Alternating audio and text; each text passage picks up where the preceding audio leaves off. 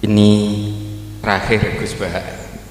Ya Allah, kalau yang Gus Yasin dari sisi kenegaraan, Gus Iit dari sisi ilmiah, Gus Bah dari sisi humaniora, dari sisi sentuhan hati manusia sesama manusia, saya yakin di tempat saya itu desa sekali. Orang di atas gunung di Banyurip itu sowan yai merasa seperti keluarganya yai. Masih bisa dibuktikan. Dari yang mana lagi ketemu yai merasa dihormati yai seperti keluarganya yai. Sehingga setiap yang datang siapapun ditanya, aku ambek yai itu koyo keluarga nilasa Indonesia kok ngaku ngono kabeh. Jadi sangat diharapkan sisi humaniora, sentuhan-sentuhan kemanusiaan. Padahal di Banyurip itu tempat minyak ilegal itu, minyak apa ya, kalau ada Pertamina di sana Pertamini, minyak ilegal itu sowan yai ya ditemoni yai, ditanya anakmu piro, wedhusmu ono sing mati apa ora, ya seperti itu, sehingga merasa dihormati, disentuh sisi kemanusiaannya, sehingga yai dimanapun orang didatangi yai itu bahagia.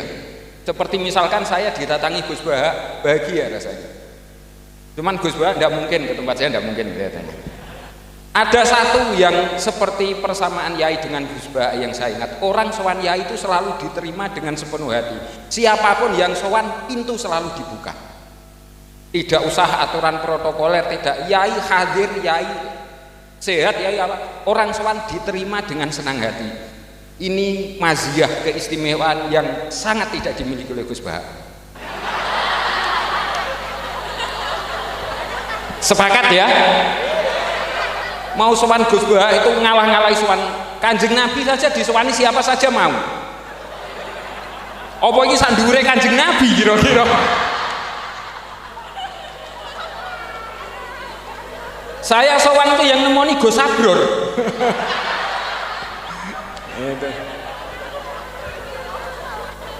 Wah, nanti kalau saya kepanjangan malah saya yang ngomong ini. Tidak pantas saya. Monggo Gus, sisi humaniora yai, orang selalu mengharapkan kehadiran yai sebagaimana mengharapkan kehadiran beliau. Kita menghadirkan yai di hati kita. Kita menghadirkan Gus Bah di HP kita. Itu. Monggo Gus.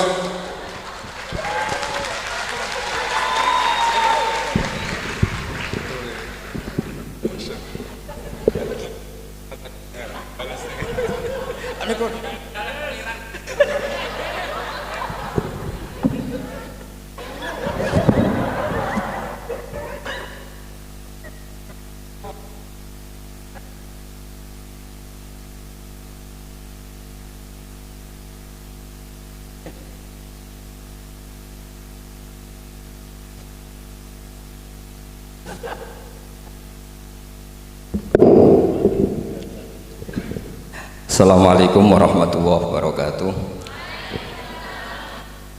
Bismillahirrahmanirrahim. Rabbi shrah li sadri wa yassir li amri wa hlul 'uqdatam min lisani. Allahumma shalli wa sallim ala habibika Mustafa Muhammadin wa ala alihi wa sahbihi asmin. Nama ba'du. Yang sangat saya hormati, sangat kita hormati Kiai Haji Aufal Marom selaku Ketua Yayasan Al Anwar 3, pimpinan sekaligus pengasuh Anwar 3 Kiai Haji Abdul Ghafur, wonten Gus Iit, Mas Najib, sedanten yang saya hormati semua dosen, adik-adik yang saya cintai. Saya ini alhamdulillah malam ini derajat saya naik senaik-naiknya. Karena seumur-umur saya ini hanya bangga punya guru Mbah Mun.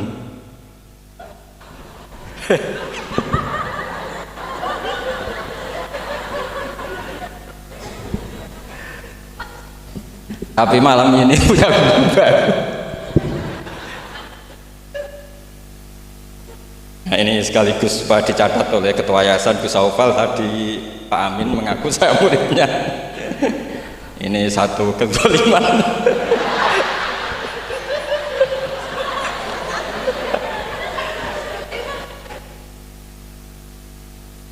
Jadi tapi saya senang ya, karena apa ya, ciri jadi wali itu harus mazlum dizalimi. Jadi saya pastikan tidak balas lah, karena beliau ngangkat derajat saya. Saya tadi pertama bilang murid saya Gus Batu, saya senang sekali, seseneng-senengnya.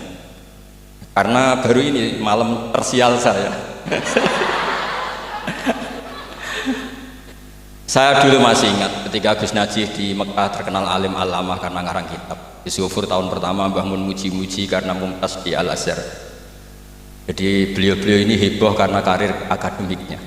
Kalau Gus Amin karena ngelepas kambing di musola.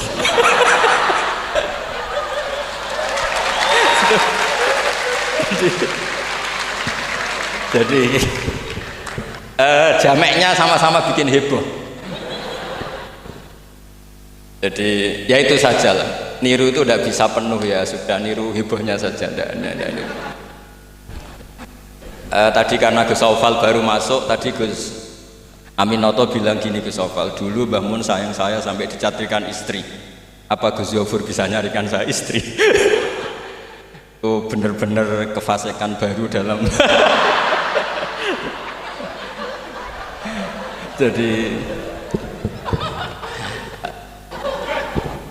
Jadi kita rileks saja karena ini apa ya, guyon itu bagian dari ibadah kelas tinggi. Ya ini betul, saya dulu mengkaji sama Gus Yofur seperti beliau tadi cerita. Di antara kegiatan beliau kalau malam belajar usul fikih, kita belajar bareng-bareng. Di antara pendapat usul fikih yang menyenangkan kita itu adalah mubah itu wajib. Dan itu saya kenang betul. Isma min mubahin ila wa yatahaqqaqu bihi tarku haramimma. Saya tahaqqaqu bisukun tarkul qat'i wa bisukut tarkul qadar. Itu pasti Pak Amin tidak bisa. Hafal sebanyak ini tidak bisa. Jadi dia itu pelarian karena ngapalkan nggak bisa, ya sudah gojlok saya. Tapi ya tetap tidak level lah, kira-kira gitu. Tidak level, jadi nggak level. Artinya begini ya. Malam ini kita guyon nikmati suasana seperti ini dengan Gus Yofur, dengan Gus Aufal. Malam ini artinya kita ada dugem. Malam ini kita ada zina, ada dugem, tidak melihat hal yang maksiat. Jadi mubah itu tarkul haram. Tarkul haram wajib, meninggalkan haram itu wajib. Berarti fi'lul mubah juga wajib. Tapi mubah loh ya, bukan lepas kambing di musola. Kalau itu tidak wajib ya tidak mubah, haram. Tapi di pondok ada adat, kalau yang melakukan itu Gus itu makfu. Jadi kalau di bab najis ya najis makfu lah, itu kira-kira. Artinya khazanah kita cukup untuk menganalisis itu. Saya memang di antara murid yang sering mengkaji Mbah Mun secara fikih. Saya pernah bilang di rumah dinasnya Gus Yasin, bagaimana beliau tadi menyinggung ketika Gus Yasin diduetkan dengan Pak Ganjar, ini menjadi fikih abadi bahwa ada fikih besar, yaitu ulama tidak ada tradisi atau tidak boleh ada tradisi berhadapan-hadapan dengan umarok. Kita sama-sama berduet untuk kelangsungan bangsa ini secara damai dan bermartabat. Jadi nggak penting menurut saya Gus Yasin wakil gubernur, apa Gus Yasin ketua DPR dulu, Kak Kamil ketua DPR, Gus Kamil. Yang menjadi penting bagi kita adalah fikih ini akan abadi. Itu juga ketika Gus Yofur sekolah sampai doktor, bahwa ulama sealim Mbah Mun, putra Mbah Zubair tidak anti dunia kampus, sehingga Gus Yofur sekolah ya sampai doktor. Juga beliau tidak anti khusyuk, tadi kata Gus Iid, khusyuk yang dimaksud Yai bukan terus khusyuk, karena Yai sering menghentikan manis zada khusyuan zada jalan, terus ada orang kayak Gus Amin, dia nggak khusyuk supaya nggak dikatakan bodoh. Itu memang cara beliau melawan makalah itu. Kalau beliau khusyuk kan nanti zada apa? Jalan, maka pura-pura ada khusyuk, selain itu fakta terus ya sudah jadinya seperti itu. Saya itu sering meneliti fikihnya Mbah Mun, mulai yang tadi. Saya masih ingat ketika Yai mau ketemu Bu Mega, ketika mau haji, Yai tindak Jumat, ketemu Bu Mega itu Sabtu, beliau terbang Ahad. Di antara yang dihentikan ke santri-santri, kira-kira gini maknanya, besok saya ketemu Ibu Mega dan ini bagus supaya Indonesia damai karena ulama dan umaroknya ini satu kombinasi antara nasionalis dan religius. Beliau itu paling menghindari kalau Indonesia chaos, kemudian ada dosa yakulu batum bakto. Kalau chaos itu mungkin potensinya saling bunuh, saling apa, Sehingga ketika melihat Mbah Mun ketemu Mega itu pikiran pertama saya adalah safkut bima, jangan sampai terjadi. Karena beatan pertama Al-Quran adalah wa idza akhadna mitsaqakum la tasfikuna dima'akum. Dan itu beliau melakukan itu dengan cara yang sangat elegan. Ketemu orang yang benar-benar jadi aktor di Indonesia. Siapa yang nggak ngerti Mbah Mun aktor penting dalam perjalanan agama di Indonesia.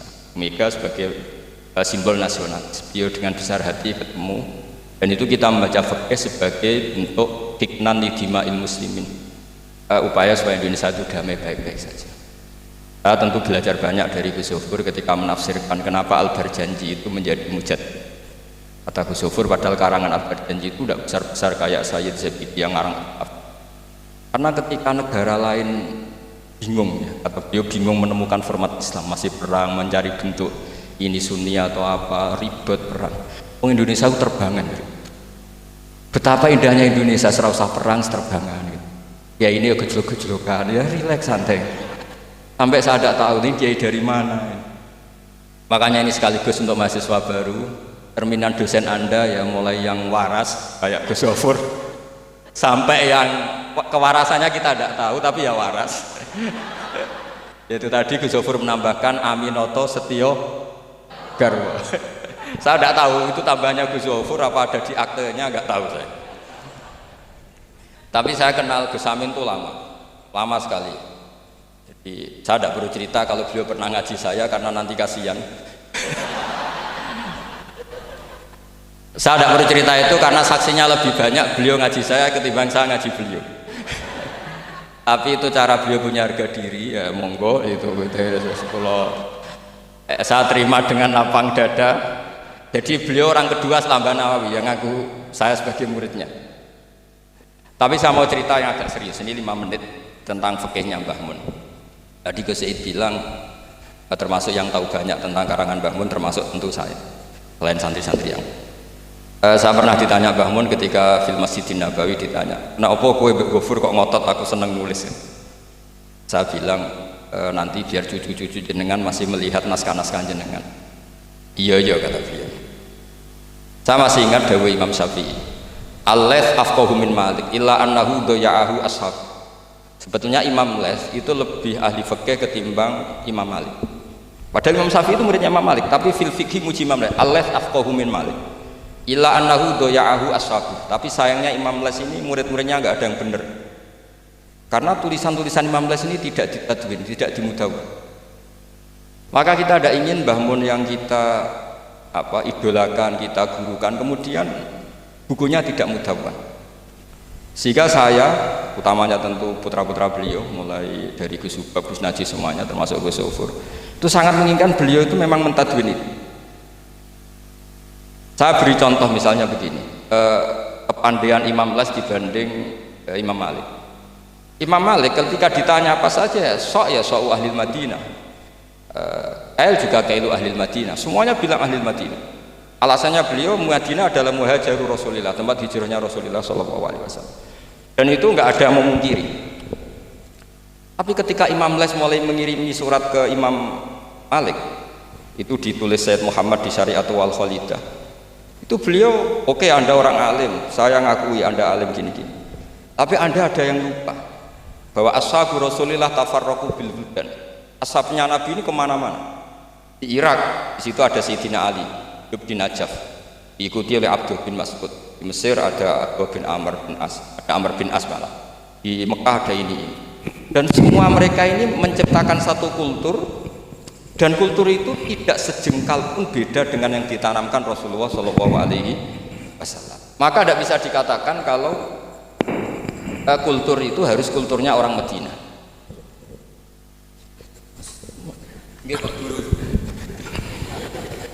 Ini naik pangkat ini, seorang guru melayani muridnya.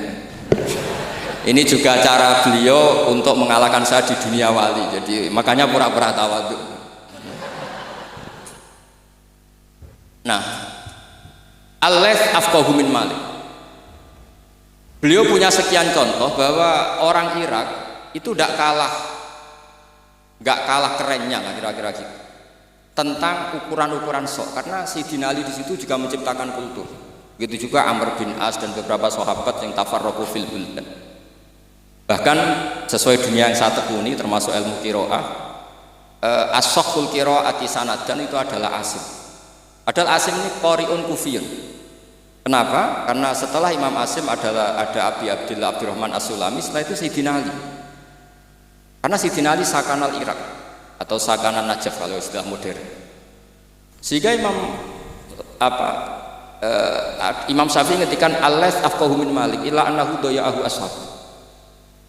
Barokahnya Bamun menulis misalnya al-ulama al-mujaddidun yang sering dibaca Gus Zofur, juga saya di beberapa pertemuan alumni. Itu Bamun kelihatan sekali dari awal tuh akan bina siapa saja. Beliau cerita misalnya salasun min aslil iman. Beliau di antara hadis yang beliau pilih dari sekian makalah beliau dan itu dijadikan muqaddimah, wal jihad ma'akuli amirin baron kana ufajir.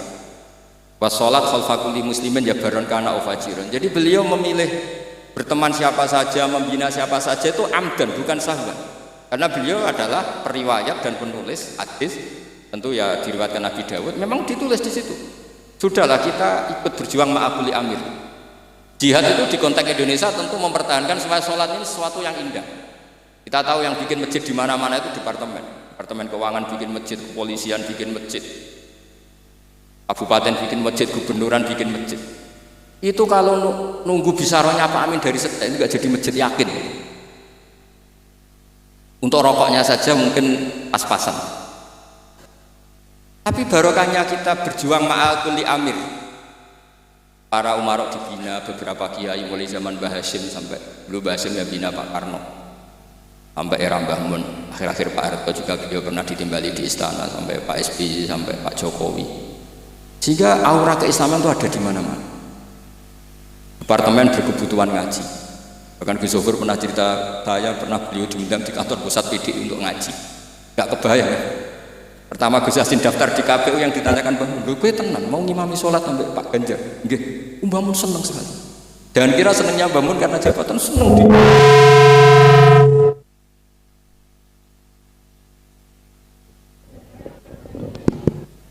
Jadi Mbah Mun ketika Gus Yassin cerita sholat tadi itu senang sekali. Senang sekali diceritani bahwa barokahnya Gus Yassin dibuatkan itu ada dengan tanda petik, ada komunitas yang kayak sholat tuh jadi ukuran. Saya meskipun nggak nangis di depan umum kayak Gus Amin tadi, saya juga heran kok bisa nangis. Itu saya heran betul, dan saya tetap husnudzon itu asli. Ya agak memaksakan husnudzon saya, tapi ya sudahlah saya husnudzon kalau itu asli. Itu saya sering nangisi fikihnya Mbah Mun. Di antaranya adalah saya pernah sejagongan sama Gus Hasib bin Wahab, termasuk pendiri NU Wahab. Saya cerita prestasi Mbah Hasyim, Gus Wahab, Bisri Sansuri, juga beberapa kiai Ahmad Siddiq, Wali Maksum, sampai cerita Mbah bahwa para kiai ini berhasil menciptakan satu entitas agama menjadi tolok ukur. Jadi barokahnya mereka berjuang secara tadrijan, secara gradualisme, secara proses. Sekarang itu calon bupati kok tidak sholat, itu tidak keren dan tidak dipilih. Gubernur kok terkenal nggak sholat, itu pasti nggak dipilih. Artinya kiai ini berhasil, bahkan nilai-nilai politik pun harus bersama nilai-nilai apa? Agama. Pejabat kok ketahuan selingkuh itu habis. Artinya nilai-nilai yang menurut agama mungkar, satu hal yang buruk, itu juga buruk di perspektif politik Indonesia. Jadi kayak, dan itu tanpa bikin negara ini terus kayak jadi negara Islam. Kurang apanya coba ijtihad guru-guru kita yang luar biasa. Saya pikir sampai di sini aja, nanti moderator biar balas saya supaya saya lebih madlum lagi. Semakin madlum semakin derajat saya akan naik. Dan monggo Gus Amin kalau mau memadlumi saya persilahkan, karena saya ini kan sudah terlalu kuat lah, kayaknya agak ngefek.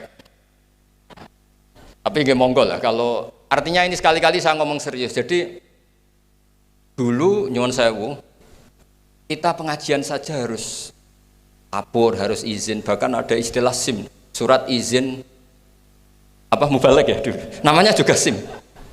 Ini abahnya Pak Rafiq itu ya temannya bapak saya. Masuk teman bodoh nih.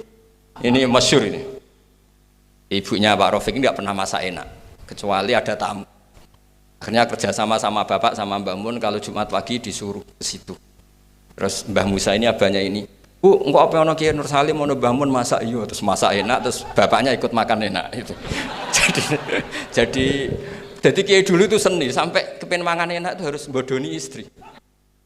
Dan itu semoga bodoni yang wajib. Karena apa ya? Seneng itu wajib akhirnya.